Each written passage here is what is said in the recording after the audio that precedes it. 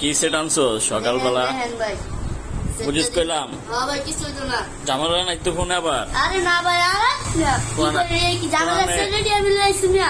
কোন আপনার বলে দাস নাই তো আবার? আরে না আরে মে কি কইতাছে রে হুদাই জামালা তো আমার কাছে নাই তো। আচ্ছা ঠিক আছে তো ফোন হ্যাঁ একদম কত লে দাঁড়া কত লে বেসবি? একদম 6000 কম কত দিন কয়টা দিন ক?